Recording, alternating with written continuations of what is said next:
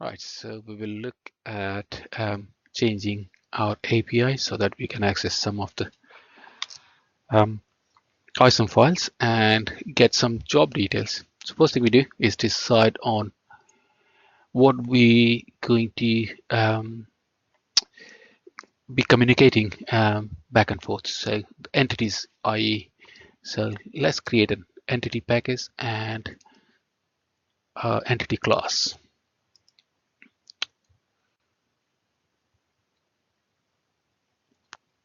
Just 2 seconds.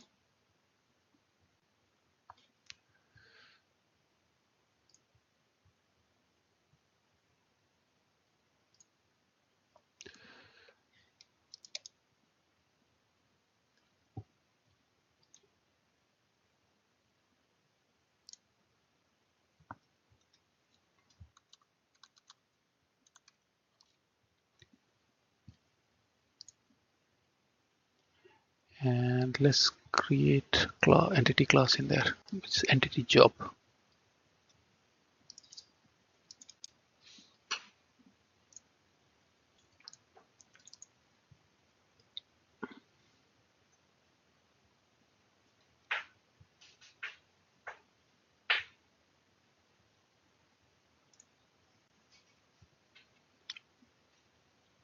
Okay, just move in there.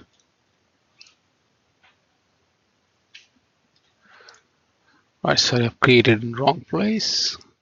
It should be within part of that. So new package entities and move that one into that.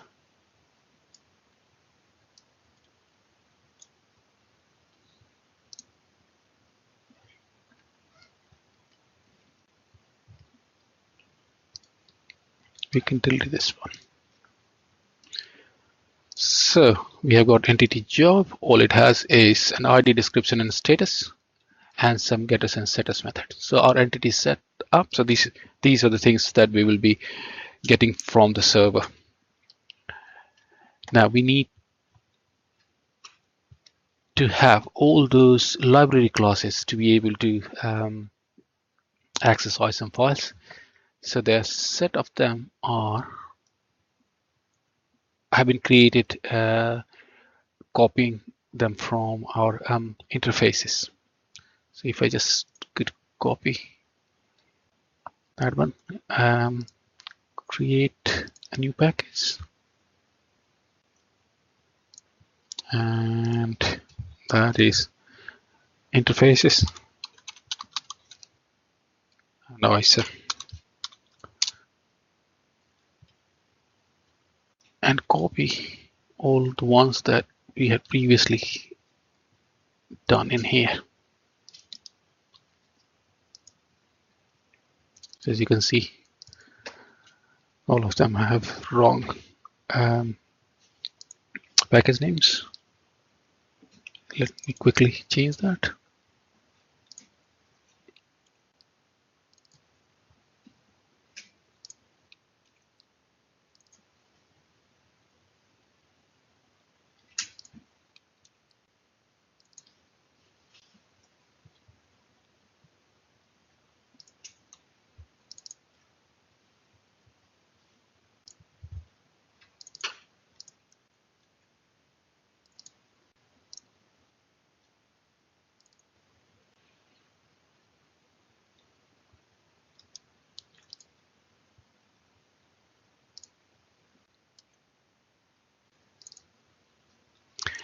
These classes are standard classes that we have used in our interfaces. They are helper classes to access ISAM files, ISAM connections, creating sockets and stuff.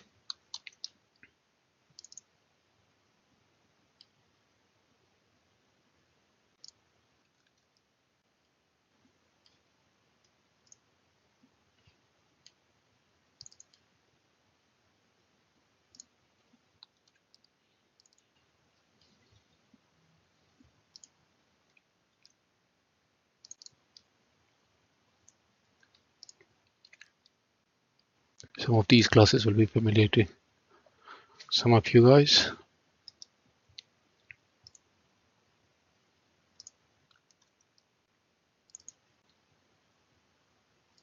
I think Frank created them. May have been Debo.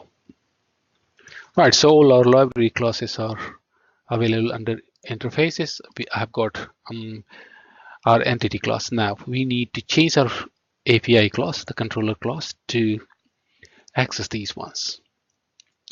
So let's look at what we could do. One sec. Right, so what I would do, I'll create a method called getJob here.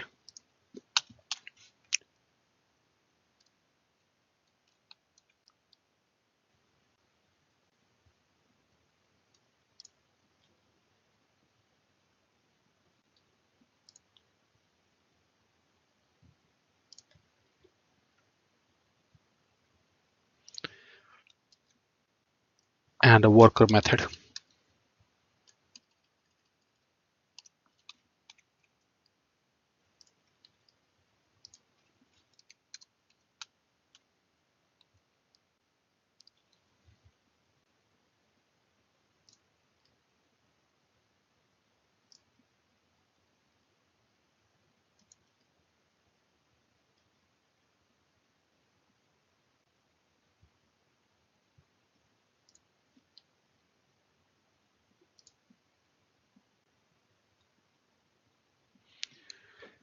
And we need to create a job not found exception class.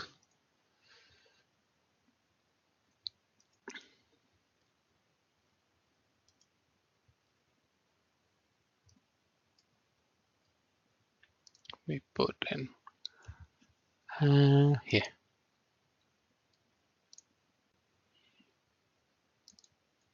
This is the exception we'll give if we don't find the job, obviously. Now let's go back to our controller. Okay, so that is all sorted, I guess. All right, so it's saying when you give this URL get job, and then you need to pass on the job ID, and it calls a method called read job, which sets some system properties to get our IP address and port number for the ISAM, then defines the file size. You would have seen it, you would have done it previously, and then return a job description of it. Now let's see how we can run it. So let me rebuild the project.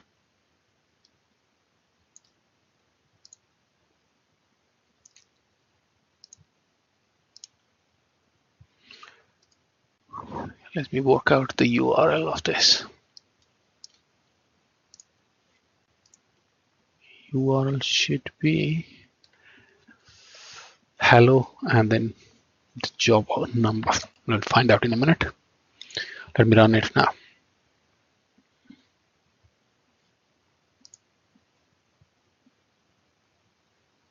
Let's see if it gives you any exception. It did give some exception. Find out in a minute. Says it started. So let me first try the URL before I go hunting for the exception. So as before, localhost. Now I think the root was hello, and within that I think get job.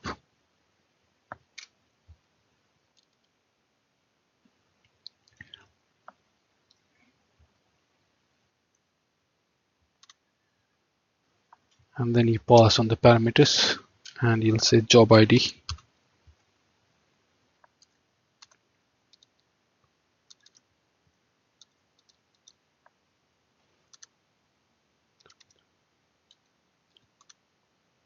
Press return. There is some exceptions.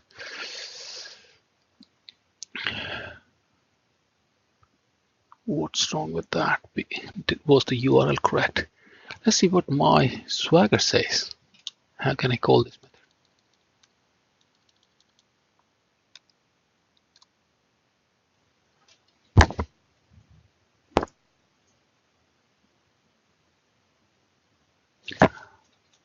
All right, so that tells me that the URL that I used was wrong. So it should have been one hello / get job. So let me try that.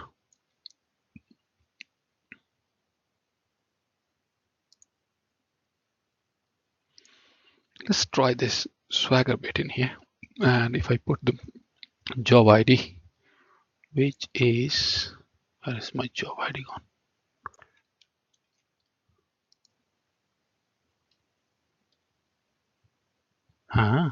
This it has picked up from my examples.